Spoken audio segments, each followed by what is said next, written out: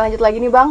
Boleh. Jadi selain menjadi relawan PMI seperti itu, Abang mungkin punya kegiatan lain atau pekerjaan lain selain itu? Untuk pekerjaan hingga saat ini 3 tahun terakhir memang saya tidak bekerja, ya. Ya untuk kegiatan hari-hari ya memang di PMI. PMI Iya, seperti itu. Nah untuk 3 tahun terakhir, 3 tahun sebelumnya tuh ada kegiatan apa nih Bang? Kalau sebelumnya saya ada pernah kerja di BOS ya, Borneo Orangutan Survival. Oke. Di sana kurang lebih 10 tahun saya. Dari 98 sampai 2008 terakhir. Itu setelah itu pun saya masih tetap bergabung di PMI. PMI, jadi beriringan seperti tetap, itu Bang. karena kan waktu itu sebagai relawannya saja. Jadi saya bila ada waktu off, ya saya ke PMI melakukan gitu. Tapi kalau pada saat bekerja ya tetap bekerja. Waktu itu juga pada saat kejadian Aceh 2004 itu rencananya memang saya mau ikut juga berangkat ke sana, tapi karena miskomunikasi untuk transport akhirnya batal. Itu yang terakhir sih yang di Palu itu aja. Kemarin dengan teman-teman Samboja saya bawa ada kurang lebih 5 orang untuk berangkat ke Palu. Waktu itu saya masih bekerja di suatu perusahaan tambang di daerah Longikis. Itu kebetulan manajemen saya, bos saya, ya bisa dikatakan peduli lah. Pada saat itu sebenarnya saya sudah ngambil cuti setengah cuti saya. Pada saat saya masuk kerja, kejadian itu terjadi, bencana Palu itu, bos saya pada saat nonton TV sama saya, loh, Di, itu tim-tim kamu ada di sana itu kamu kayak apa? Itu PMI juga, kenapa kamu nggak pergi? Loh kan saya habis cuti Pak, saya bilang. Dia senyum-senyum ngelihat saya, kamu mau ke sana? Kalau diizinin saya berangkat atas nama perusahaan juga boleh, saya bilang kan. Ya udah, ambil cutimu lagi, saya tambah 14 hari kerja kamu. Akhirnya saya berangkat ke sana. Ya 14 hari saya ada di Palu kemarin dengan teman-teman. Jadi gitu. Ceritanya ini nyusul nih Bang ya? Atau memang berangkat bareng teman-teman dari bareng teman-teman. Begitu. Ya karena kalau di PMI kan dari mana-mana waktu itu sudah berangkat semua Mbak. Jadi kalau yang satu tim dengan saya ya sama-sama saya berangkatnya. Itu kalau tim yang lain sudah berangkat duluan. Jadi selama 14 hari Mas bertugaskan di Palu. Di Palu. Gitu. Begitu. Nah, untuk selain menjadi relawan PMI ini, mungkin insiden-insiden apa sih yang harus menugaskan Abang untuk turun ke lapangan? Iya, untuk wilayah kami ini kan daerah rawan bencananya seperti kayak tadi kami barusan dapat laporan dari rekan-rekan ada orang tenggelam, segala macam. Salah satu seperti itu kita juga harus bisa terlibat, walaupun tidak langsung ke lapangannya, paling tidak kita bisa support sesuatunya. Seperti apa tuh Bang?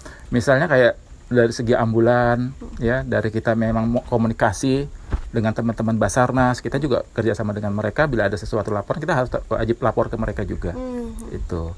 Nah misalnya kayak ada terjadi juga kebakaran, ya kebakaran hutan dan lahan, apalagi kebakaran rumah, pemukiman kayak kemarin, baru ada kurang lebih 2 minggu yang lalu, itu di Kilo 38 ada kebakaran. Nah kita juga support di sana. Selain kita antisipasi terjadi kepada si petugas, ya, misalnya dia terhidup kurang oksigen segala macam, kita support di situ. Terhirup asap dari api bakar itu. Iya betul. Nah selain itu misalnya ada warga-warga juga yang biasa kan kalau dengan kondisi seperti itu mereka sudah tidak peduli dengan keamanan mereka. Mereka ngangkat-ngangkat perlengkapan segala macam, ada yang kena seng, ada kayak besi-besi panas seperti itu. Iya. Itu tadi Bang ya. Itu. Nah di situ kita supportnya di situ, penanganan kita. Oke. Nah, untuk menjadi seorang relawan ini kan memang dibutuhkan waktu 24 jam nih Bang ya. Bisa dikatakan seperti itu. Nah, itu bagaimana nih Abang menyikapinya? Kalau untuk saya sendiri sih, karena memang untuk sekarang ini belum ada pekerjaan tetap ya. Ya kami siap 24 jam. Jadi ada kejadian kapanpun, termasuk kayak penanganan COVID, jam 2 malam pun ditelepon harus dikubur malam itu juga, ya kami tetap lakukan itu harus juga. Sigap gitu. Iya.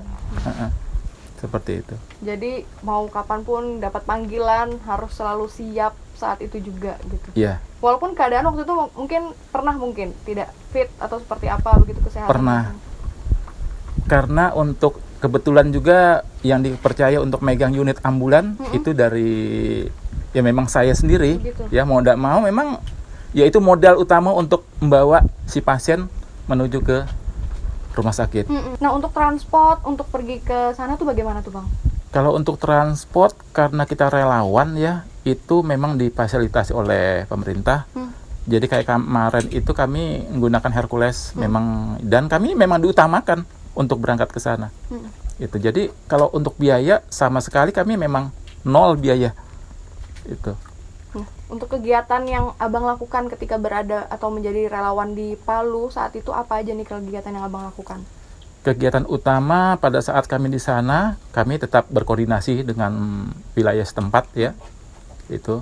Nah, setelah itu kita melakukan pertama kali ada evakuasi korban. Itu karena waktu itu sudah memang tinggal sedikit lah. Sebenarnya sih banyak, cuma kondisinya memang sudah posisi di dalam, banyak yang sudah memang tidak memungkinkan untuk diambil. Akhirnya lokasi itu di stop pencariannya, mau dijadikan hutan kota menurut mereka, sehingga kita beralih lagi untuk penanganan pengungsiannya. Jadi kayak bantu buka dapur umum, pembagian sembako dan lain-lain, monitoring kegiatan-kegiatan di lapangan yang lainnya lah. Seperti itu. Nah, jadi nih Bang, kita beralih nih. Abang juga sempat tadi menyinggung jam 2 malam ditelepon untuk menguburkan pasien yang meninggal karena COVID seperti itu. Berarti Abang ini juga turut atau menjadi relawan COVID-19? Iya, bergabung langsung di situ.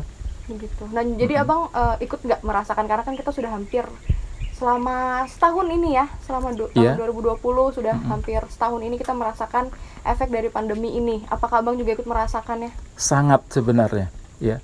Terutama ya jujur seperti kayak kami ini kan, saya dengan rekan-rekan, ada beberapa rekan-rekan yang sama dengan saya itu Bang Haris. Bisa dikatakan untuk mata pencaharian itu memang kami nol ya, tidak ada. Selain kami memang bisa dikatakan 80% kami di relawan, hari-hari kami. Nah, bagaimana kami menyiasati untuk, ya bisa dikatakan untuk rezeki kami, mencari rezeki untuk di rumah, yaitu tadi, kendalanya di situ karena COVID ini akhirnya terkendala. Karena kami ada punya kayak gel blaster, itu yang kami bikin dengan rekan-rekan relawan itu, sebenarnya itu pure, semua teman-teman relawan semua yang ada di situ.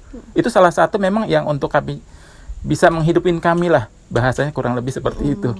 Jadi mencari mata pencarian lain seperti itu. Iya, selain kami juga memang standby untuk 24 jam, bisa dikatakan sewaktu-waktu ada emergensi kami tetap harus berangkat. Nah, untuk penanganan pasien COVID ini seperti apa nih yang Abang lakukan bersama teman-teman? Kalau untuk pasien COVID sendiri ya, kalau kami kan tidak langsung dengan pasiennya langsung. Kalau kami membantu pemerintah untuk memutus mata rantai dengan melakukan penyemprotan disinfektan. Gitu. Jadi bisa dikatakan hampir 85% untuk wilayah Samboja sudah pernah kami lakukan penyemprotan disinfektan. Dan ya itu semua murni relawan yang ada di Samboja. Nah, makanya kemarin dengan Pak Camat juga kami akhirnya membentuk relawan gabungan dari Balakar, dari PMI, dari Pramuka, dari Kontras yang ada di Samboja, bahkan teman-teman yang lain juga, TNI Polri, nggak pernah lepas itu kami bersinergi untuk sama-sama melakukan kegiatan penyemprotan, dan terakhir adalah pemakaman COVID pun, yang dulunya hampir nggak pernah kami, mungkin itu nggak di sini lah. Iya, akhirnya ujung-ujungnya loh, begitu Bang, iya, akhir-akhir mulai merambat, sudah sampai mendekati petugas-petugas medis yang ada di Samboja pun sudah mulai berjatuhan terkena itu, dan ada beberapa relawan kami pun yang bisa dikatakan hampir juga kena, karena masih menunggu hasil ini, apakah swabnya positif atau negatif, mungkin Senin nanti sudah keluar. Begitu. Iya, makanya itu yang kami khawatirkan juga, sebenarnya tetap khawatir sih, manusiawi lah kalau kita manusia takut ya. Betul. Terhadap COVID itu, tapi kalau bagi saya, selagi kita bisa safety pada diri kita sendiri, nggak perlulah orang lain harus kita pelajari untuk safety, terutama pada diri kita sendiri. Insya Allah aman lah. Kalau kita sudah selesai men-safety-kan diri kita, baru kita coba untuk men-safety-kan orang lain. Baik, sip kalau gitu Bang. Kita akan lanjutkan obrolan kita, karena ada yang mau lewat. Jangan kemana-mana, tetap di Anak Negeri dari Kaltim untuk Indonesia.